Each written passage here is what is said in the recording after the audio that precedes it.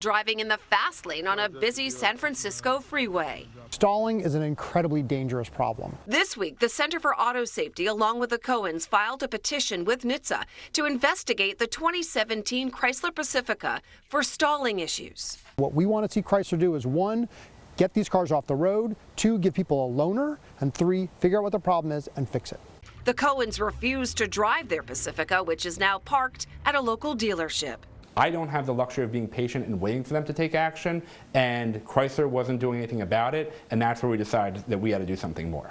News 4 reached out to Chrysler. In a statement, the company says it's unaware of any injuries or accidents associated with these complaints. In most of the complaints, customers were able to restart their vehicles immediately thereafter, and the condition did not reoccur.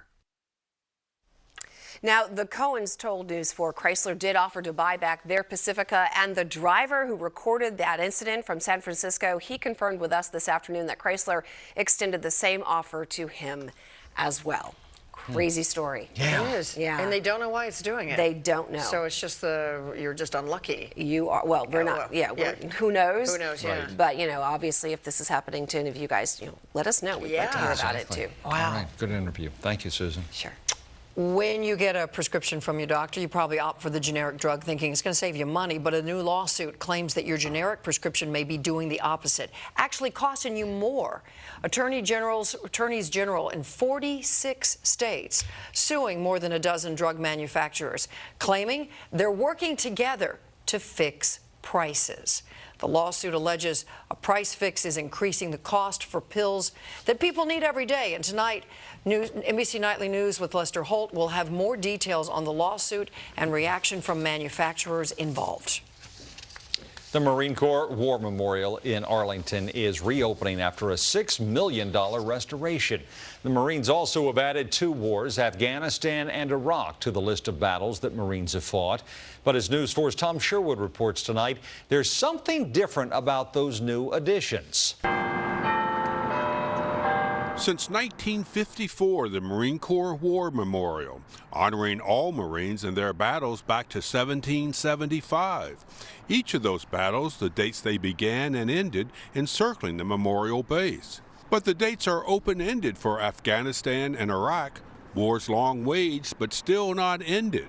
The message to Americans? They need to remember that there are young men and women out there that are stuck their hand up in the air to serve their nation, and they're out in these places and other places today. Marine Corps Commandant Robert Neller, part of the ceremony marking a $6 million restoration of the memorial funded by American history philanthropist David Rubenstein. I did it because I wanted to give back to my country and thank those Marines who served their country, and really thank all people who served their country, gave the last full measure of devotion, and also to honor my father, who was a Marine. And for NBC4, Rubenstein also noted the missing end dates. The Afghanistan War is the longest war in American history. So I think all Americans would like to see an end to those wars. People probably don't realize that there are many, many servicemen and women who are at risk in Iraq still, and Afghanistan and other parts of the world. Rubenstein's donation allowed for complete regilding of the monument's lettering and restoration of the monument from storm damage. Sometimes referred to as the Iwo Jima Memorial for the battle it depicts, the memorial's new landscaping and pathways will be completed next spring. In Arlington, Tom Sherwood, News 4. 2 days until Thanksgiving, and we want to tell you about something that people kind of naturally think they need to do when they're dealing with poultry, especially with a big turkey, that you really shouldn't be doing. Here's Erica Edwards with some tips on how to roast it safely.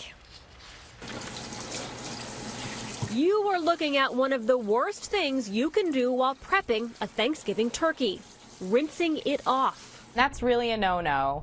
First of all, washing the turkey will do nothing to get rid of the pathogens or the bacteria that's on the turkey. What it does do is splash that bacteria all over the sink and onto countertops where other food is prepared.